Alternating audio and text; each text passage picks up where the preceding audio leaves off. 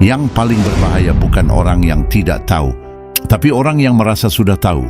Pernah merasa sudah paham sesuatu, tapi saat diuji semuanya runtuh? Sokrates menjawab semuanya dengan logis dan tepat. Simak sampai akhir video. Semakin kita merasa tahu, semakin jauh kita dari kebenaran. Ada orang yang tidak tahu lalu belajar, tapi ada juga yang merasa tahu lalu berhenti sampai di situ. Mungkin selama ini kita tidak kekurangan ilmu. Kita hanya terlalu cepat merasa tahu. Apakah kita benar-benar tahu atau hanya terbiasa mengulang apa yang pernah kita dengar?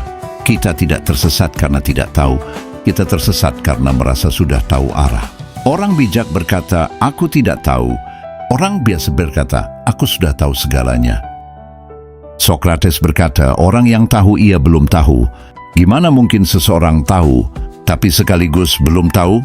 Jawabannya, karena ada tingkatan dalam memahami. Tahu di kepala, belum tahu di dalam. Seseorang bisa tahu secara konsep, tapi belum mengalami atau menghayati. Contoh sederhana, kita tahu sabar itu penting, tapi saat diuji, kita tetap marah. Artinya, kita tahu tapi belum benar-benar menjadi tahu. Inilah yang sering disentuh oleh Sokrates bahwa pengetahuan tanpa kesadaran mendalam itu masih dangkal. Tahu sebagian, belum tahu keseluruhan. Kadang kita memahami satu sisi, tapi belum melihat gambaran utuh. Misalnya, kita tahu uang itu penting, tapi belum tahu bahwa uang bukan segalanya. Jadi yang kita pegang adalah sebagian kebenaran, bukan keseluruhan. Tahu kata-kata, belum tahu makna. Banyak orang hafal istilah ikhlas, tawakal, cinta bahagia, tapi apakah benar-benar merasakan hakikatnya? Seperti kata para sufi, ada orang yang menyebut air, tapi belum pernah merasakan haus. Tahu tapi belum sadar. Ini yang paling dalam. Seseorang bisa tahu sesuatu, tapi belum tersadar sepenuhnya. Contohnya, kita tahu hidup ini sementara, tapi tetap hidup seolah-olah akan selamanya. Di sini masalahnya bukan kurang informasi, tapi kurang kesadaran batin. Jadi maksudnya apa? Ketika seseorang berkata, "Aku tahu tapi sebenarnya aku belum tahu." Itu bukan kontradiksi. Itu tanda kerendahan hati. Kesadaran bahwa ilmunya belum utuh dan pintu menuju kebijaksanaan masih terbuka. Seperti yang ditunjukkan, kebijaksanaan bukan saat kamu penuh jawaban, tapi saat kamu sadar betapa luasnya yang belum kamu pahami.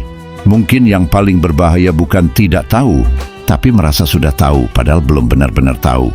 Karena saat itu terjadi, kita berhenti mencari kebenarannya, dan disitulah kita benar-benar kehilangan arah.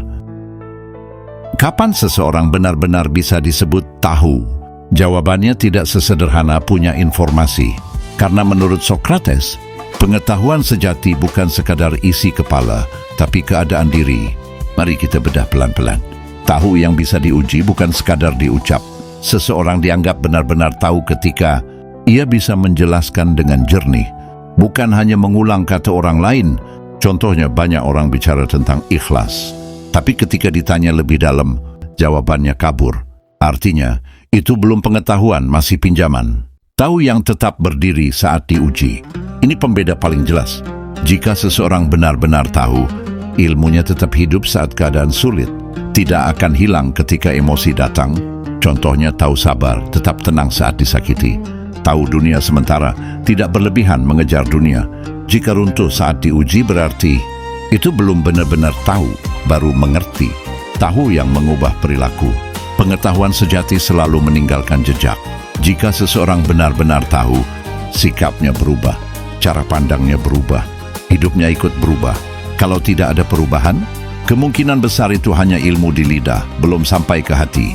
Tahu yang melahirkan kerendahan hati. Ini yang menarik.